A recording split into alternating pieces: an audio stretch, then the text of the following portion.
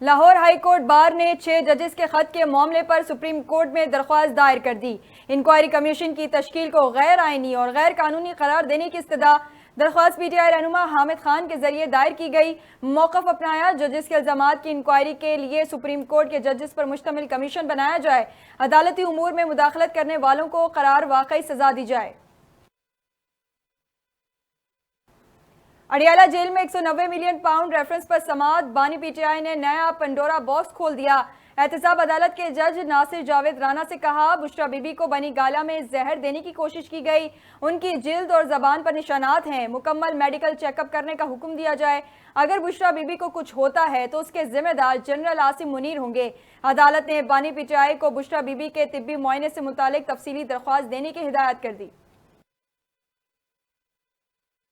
Khyber Pakhtunkhwa assembly کے 9 منتخب ارکان سے حلف نہ لینے کے باعث انتخابات ملتوی کیے گئے۔ الیکشن کمیشن نے خیبر پختونخوا میں سینٹ انتخابات ملتوی کرنے کا حکم نامہ جاری کر دیا۔ چیف الیکشن کمشنر سکندر سلطان راجہ کی سربراہی میں 5 رکنی کمیشن کی جانب سے تحریری حکم نامہ جاری۔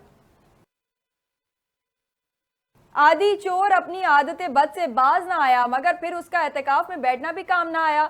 لیا کے شہر چوک اعظم میں پولیس نے چوری کے بعد اعتکاف میں بیٹھنے والے چور کو مسجد کے اندر سے گرفتار کر لیا۔ پولیس کا کہنا ہے ملزم نے 2 روز قبل ایک درزی کے دکان کے تالے توڑ کر 12 سوٹ چوری کیے تھے۔ ملزم سے مسروقہ سامان برآمد، دوسرے ساتھی کی گرفتاری کے لیے چھاپے مارے جا رہے ہیں۔ اور سندھ حکومت کا عوامی خدمت کے لیے بڑا اقدام، مستحق افراد کے لیے مفت بس سروس کا آغاز کر دیا گیا۔ وزیر ٹرانسپورٹ شرجیل اینا میمن کی ہدایت پر مفت بس سروس شروع کی جا رہی ہے۔